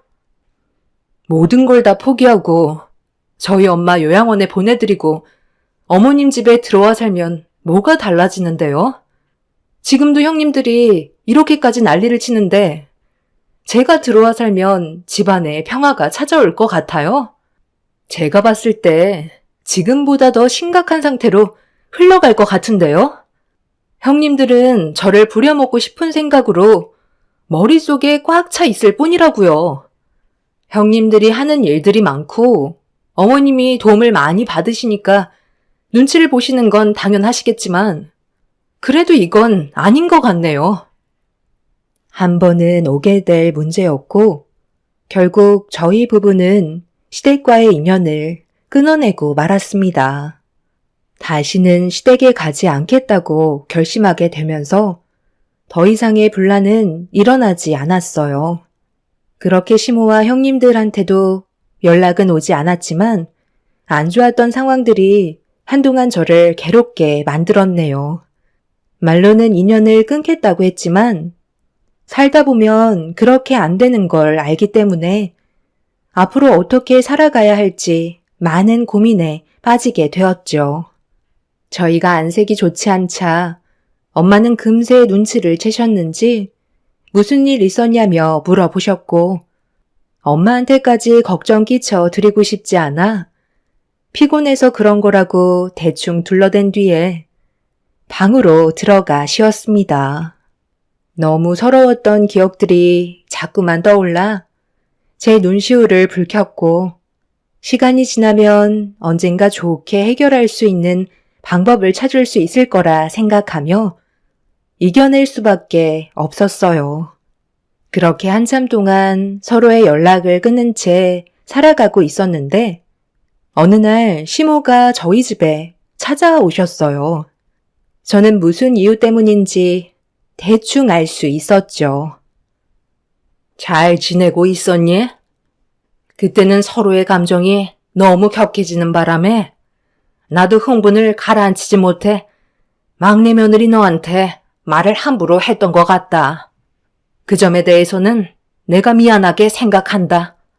왜 왔는지 대충 짐작은 갔지? 곧 설 명절이 다가오는데 그 전에 풀 건 풀어야 하지 않겠니? 말로는 인연을 끊어내겠다곤 했지만 그게 쉬운 게 아니라는 건 너도 잘 알잖아. 다들 그때는 너무 흥분했었다고 미안해하고 있다. 그러니 다시 돌아와서 잘 풀어보도록 하자. 너 가고 나서 내가 한참 동안 첫째랑 둘째 며느리한테 엄청 뭐라고 그랬어. 그리고 계속 이런 식으로 하면 재산이고 뭐고 국물도 없을 줄 알라고 하니까 그제서야 입 꾹 닫고 잘못을 인정하더라. 마지막으로 한 번만 더 이런 일이 생긴다면 걔들도 내 집에서 싹 다 쳐낼 생각이니까 너도 서운했던 건 싹 다 잊고 좋은 방향 쪽으로 해결을 보도록 하자. 시애미 부탁 들어줄 수 있는 거지? 오래간만에 너희 집에 왔는데 사돈이랑 대화 좀 하다 가야 되겠다. 사돈, 잘 지내고 계셨어요? 시모는 설 명절에 저희 부부와 엄마가 시댁에 함께 와주길 바라고 계셨어요. 하지만 저는 시모의 물음에 바로 답을 해드릴 수가 없었습니다. 아직 퇴근하지 않은 남편과 진지하게 대화를 해본 뒤에 답을 드리겠다며 최대한 신중하게 결정하려고 했네요. 그만큼 두 형님들이 가지고 있는 생각을 제가 알지 못하기 때문에 모든 게 조심스러웠어요. 시모는 저에게 종이 한 장을 건네받아 저희 엄마와 대화를 주고받으셨고 엄마는 저를 잘 좀 부탁한다는 말을 반복하셨습니다. 귀는 들리지 않으시지만 어떤 분위기였는지는 대충 알고 계신 듯 보였어요. 아빠가 몇 년 전에 암으로 세상을 떠나시기 전에는 항상 옆에서 엄마를 돌봐주시고 두 분이 의지하며 잘 지내셨는데 세상을 떠나시고 나서 홀로 되신 엄마가 충격을 많이 받으셨고 생활에 적응을 못하셔서 여동생과 상의 끝에 번갈아 가며 엄마를 모시기로 결정을 한 상태였어요. 남편이 저희 엄마가 어느 정도의 안정을 찾으실 때까지 함께 지내는 게 좋을 것 같다고 해서 먼저 저희가 모시기로 결정하게 된 거였죠. 불과 엄마를 모신 지 1년도 채 되지 않았었어요.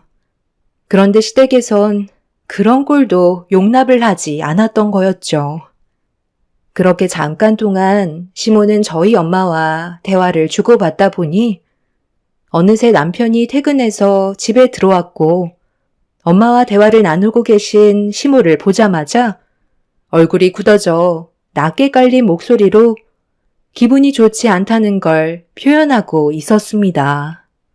저는 남편한테 다가가 시모와 나눴던 대화에 대해 대충 알려주었고 시모는 좋은 쪽으로 해결하는 게 좋지 않겠냐며 안 좋았던 일들에 대해서는 사과를 하셨습니다. 남편도 어느 정도의 시간이 지나서 그런지 침착함을 유지한 채 한참 동안 시모와 대화를 주고받았지만 문제는 형님들이 어떤 생각을 가지고 있을지 그걸 제일 걱정하고 있었어요. 시모는 안 좋은 일이 또다시 생긴다면 그땐 전부 다 내쫓을 거라고 확답을 주셨습니다. 형님들도 좋게 풀고 싶어 한다며 저희가 설 명절날 왔으면 한다고 저희 부부를 계속 설득하셨네요. 늦은 시간까지 시모와 대화를 주고받으면서 상처받았던 부분들에 대해 다시는 그런 안 좋은 일이 없었으면 좋겠다고 충분히 저희 입장을 말씀드린 뒤 설 명절날 저희 가족은 시댁으로 향하게 되었네요. 다들 웃는 얼굴로 반겨주셨지만 서로가 받았던 상처들 때문에 그런지 조심하려는 행동들 때문에 조금은 어색했어요. 그렇게 별일 없이 설 명절을 보내고 있었지만 형님들과 한바탕 했던 기억 때문인지 제 몸은 여전히 긴장을 하고 있었죠. 이런 어색한 분위기를 깨는 데에는 술이 제격이라며 큰형님이 당금주를 꺼내왔고 모두들 술에 의지한 채 어색한 관계를 풀어나가고 있었습니다. 두 형님들은 저에게 했던 행동들에 대해 많이 뉘우치고 있다며 윗사람으로서 넓은 마음으로 저희 입장을 생각해주지 않았다며 다음부터는 이런 일은 절대 일어나지 않을 거라고 앞으로 서로 웃으면서 지내자는 말에 저 또한 그걸 원하고 있다는 말로 답을 해주었네요. 그동안 시댁 집안의 며느리로 살면서 만날 때마다 안 좋은 소리를 들었었는데 그날만큼은 형님들도 좋은 말을 아끼지 않았고 그렇게 분위기 좋게 하루를 마무리할 수 있었어요. 그런데 다음날 아침에 저희 가족에게 예상치 못한 충격적인 일이 다가오고 말았네요. 아침이 밝아오고 눈을 떴을 때 두 형님과 시모는 아침상을 준비하고 계셨고 저도 서둘러 일손을 돕기 시작했어요. 그런데 엄마가 보이지 않아서 시모에게 여쭤보니 잘 모르겠다며 동네 한 바퀴 돌고 계신 거 아니냐고 크게 신경 쓰지 않길래 시모의 말대로 아침 공기 쐬러 잠깐 집 앞에 나가 계신 줄 알았습니다. 창밖을 쳐다보니 엄마가 안 보이시길래 형님들에게 양해를 구하고 엄마를 찾으러 나갔어요. 귀가 안 들리시기 때문에 멀리 가는 건 위험해질 수 있는 상황이었죠. 그런데 집 주변을 아무리 돌아봐도 엄마가 보이지 않더라고요. 전화를 해봤지만 역시나 받지 않으셔서 저는 점점 불안해지고 있었죠. 결국 다시 집으로 돌아와 남편한테도 도움을 요청했고 그렇게 동네 한 바퀴 돌며 엄마를 찾고 있는데 남편이 저를 급하게 부르며 빨리 구급차를 부르라고 도움을 요청했어요. 저는 남편이 있는 곳으로 달려가 무슨 상황인지 확인을 하는 순간 너무 충격적인 모습에 비명을 지르고 말았습니다. 엄마가 농수로에 빠져서 의식을 잃어버린 상태셨어요. 얼마나 계셨는지 입술은 보라색을 띠고 계셨는데 머리에는 출혈까지 있으셨네요. 제가 너무 놀라 아무것도 못하자 남편이 정신 차리라며 소리를 질렀고 그제서야 떨리는 손으로 119에 전화를 걸어 도움을 요청했습니다. 남편은 집에 가서 덮을 수 있는 걸 최대한 많이 가지고 오라고 하길래 서둘러 시댁으로 들어가 방에 있던 이불을 꺼내 나오자 갑자기 형님들이 저를 막아 세웠어요. 동서, 어디를 가길래 그 많은 이불을 가지고 밖으로 나가려는 거야? 무슨 일이라도 생긴 거야? 한창 정신없이 아침상 차리고 있는 거 몰라? 와서 도와야 할 거 아니야. 어제 우리 좋게 푼 거 아니었어? 그럼 동서도 우리한테 노력하는 모습을 보여줘야지. 이러면 달라지는 건 아무것도 없는 거잖아? 형님, 지금 저희 엄마가 농수로에 빠지셔서 위독하신 상태세요. 아직 숨은 붙어 있는 것 같은데 체온이 너무 많이 떨어지셨는지 의식이 없으세요. 일단 체온을 높이는 게 중요할 것 같아 이불을 가지고 가려는 거예요. 괜찮으시면 이불 좀 더 가지고 나와 주실 수 있으세요? 저희 엄마 이대로 보내드릴 수 없어요. 어머, 그래서 지금 아침상 준비 다 해놨는데 거기로 전부 다 가야 한다고? 새벽부터 고생해서 준비한 음식 전부 식게 생겼잖아. 농술에 빠져서 어차피 불어터진 몸뚱이 이불 덮어줘봤자 달라질 거 없을 것 같은데? 위독하시다며. 그럼 생명에도 지장이 있는 거 아니야? 그런데 지금 우리가 만든 떡국은 아직까지 따뜻하다고. 구급차 온다며. 서방님이 그 자리를 지키고 있으면 금방 올 텐데 나머지 사람들은 아침이라도 든든하게 먹어둬야 하지 않겠어? 동서는 가서 떡국이나 불지 않게 빨리 아침상이나 준비해. 아버님, 어머님 굶길 작정이야? 배고프다고 난리치는 가족들 전부 굶길 거냐고. 입을 이리 내놔. 이거 놓으세요. 형님들 지금 제정신이에요? 저희 엄마 생명이 위독하시다고 말했잖아요. 구조대에서 체온을 상승시키는 게 우선이라고 했다고요. 그래서 그 이불들을 더러운 농수로에 빠뜨리겠다고? 너 제정신이니? 그게 얼마짜리 이불들인데 이리 내놔라. 귀한 이불 내어줄 수 없다. 어머님, 방금 저희 엄마가 어떤 상태인지 전부 다 들으셨잖아요. 이러다 정말 세상 떠나게 되면 어쩌려고 그래요? 제발 도와주세요. 다들 정말 왜 그러시는 거예요? 시댁 식구들은 아무도 저를 도와주지 않았어요. 눈 하나 꿈쩍하지 않고 멀뚱멀뚱 쳐다보는데 제가 할 수 있는 건 가지고 온 옷가지들밖에 없어 그거라도 챙겨서 농수로에 빠져있는 엄마한테 급하게 달려가게 되었네요. 남편은 속옷만 입은 채 자기가 입고 있던 옷을 전부 다 저희 엄마한테 덮어드린 뒤 사지를 주물러 주며 체온을 높여주기 위해 안간힘을 쓰고 있었어요. 남편은 제가 가지고 온 옷가지들을 보고 화를 내며 왜 이불은 안 가지고 왔냐고 뭐라고 하자 좀 전에 있었던 상황에 대해 설명을 하게 되었습니다. 남편은 추위에 온몸을 떨면서 정신 나간 사람들이라고 제가 가지고 온 옷가지들로 엄마의 몸을 덮어드렸고 그 사이 구조대가 도착을 해서 엄마를 응급실로 보낼 수 있었어요. 남편은 바닥에 떨어진 옷들을 다시 입은 뒤 저희 차로 달려가 응급실에 가려고 차문을 열었는데 이런 상황을 전부 다 멀뚱히 쳐다만 보며 아무런 대응을 해주지 않는 시댁 식구들이 너무 소름이 돋았어요. 저는 가지고 온 짐을 전부 다 차에 싣고 제 딸을 뒷좌석에 태운 뒤 차에 올라탔습니다. 남편은 시댁 식구들한테 소리를 지르면서 저희 엄마가 세상을 떠나길 바라고 있었냐며 한바탕 난리를 친 뒤 운전석에 올라타 응급실로 향하게 되었습니다.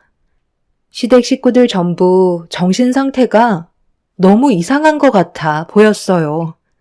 다른 사람도 아니고 저희 엄마가 농수로에 빠져 위독한 상태이신데 걱정되는 말보다 떡국이 불어 터진다고 걱정한다는 건 저희 엄마가 어떻게 되던 상관하지 않겠다는 걸로밖에 안 보였네요.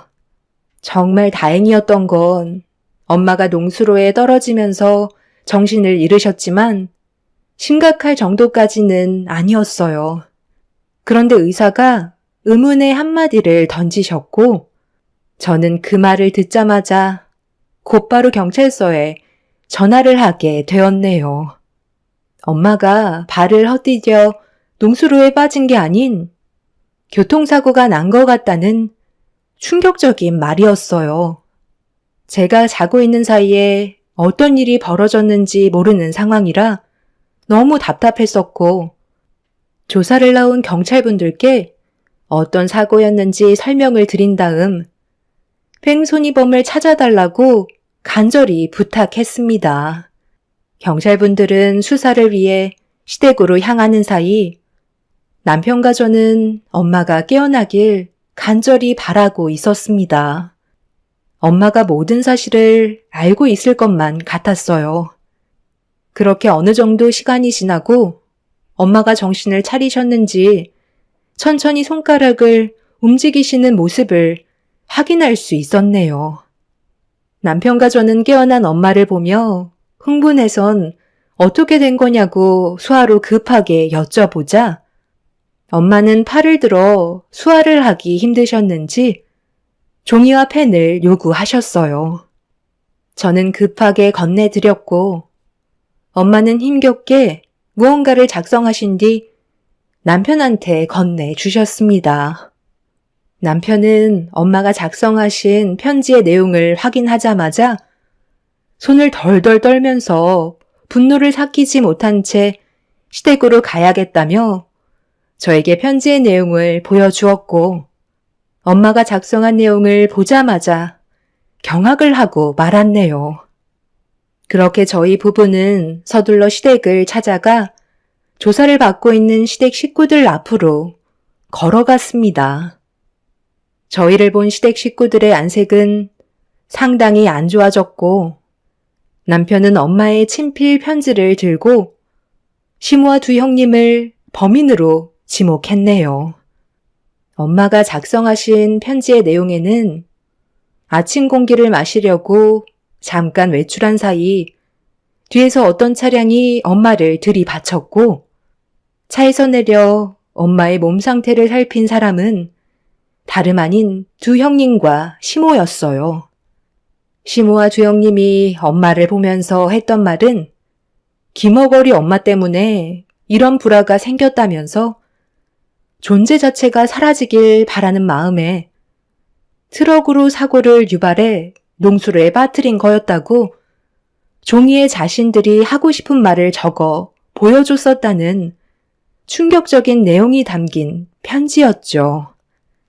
경찰들은 시댁 식구들을 그 자리에서 움직이지 말라며 저희 부부에게 집안 수색을 요청했어요.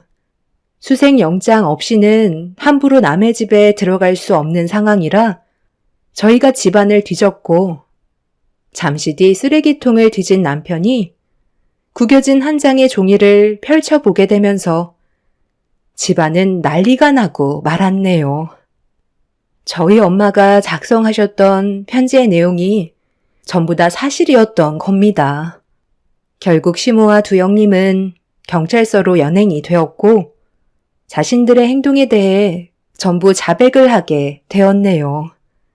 시모와 두 형님은 아침상을 보기 위해 트럭을 타고 잠깐 마트에 들렀었는데 집에 들어오는 도중에 농수로 옆에서 저희 엄마가 아침 공기를 마시며 걷고 계신 모습을 보고 형님은 저희 엄마만 없었어도 저희 부부를 시댁으로 들여와 농사일을 시킬 수 있었을 거라면서 갑자기 분노했고 그 말에 동조한 둘째 형님도 저희 엄마를 보며 큰형님을 부추기며 화를 돋갔습니다. 그러자 시모는 이런 모든 상황들이 전부 다 저희 엄마 때문에 그런 거라고 탓을 돌리게 되면서 분노를 참지 못한 첫째 형님이 결국 사고를 유발했던 거였네요. 너무 충격적인 일을 저지른 세 사람은 절대로 용서받지 못할 행동들 때문에 법적인 처벌을 면할 수 없었습니다. 그렇게 시댁 집안은 한순간에 무너져 내려버렸고 그날 이후 2번 다시 시댁에 찾아가는 일은 없었네요. 현재 시모와 두 형님은 교도소에 있는 상태입니다. 물론 계획적 사건이 아닌 충동적 사건으로 판결이나 형량이 좀 줄어들긴 했지만 자신들이 선택한 행동에 대해서는 책임을 져야겠죠. 시부는 이런 충격적인 사실들 때문에 하시던 농사일을 전부 다 정리하고 저희 엄마한테 죄송하다며 재산의 일부를 보상금으로 주셨지만 마음이 좋지는 않네요. 집안의 가장들인 사람들이 하나같이 눈치만 보다가 사고가 터지고 나서야 저러는 모습 너무 꼴보기 싫었습니다. 시부와 아주버님들 또한 똑같이 잘못이 있다고 생각합니다. 앞으론 절대 만날 일이 없었으면 좋겠어요. 너무 큰 상처이고 기억하고 싶지 않은 순간들이었지만 그 사람들의 행동들을 여러분들께 알려드리고 싶었습니다. 저도 하루빨리 과거에 있던 안 좋은 기억들을 전부 털어버리고 앞으로 있을 날들만 생각하고 싶네요. 제 사연 들어주신 분들 감사합니다.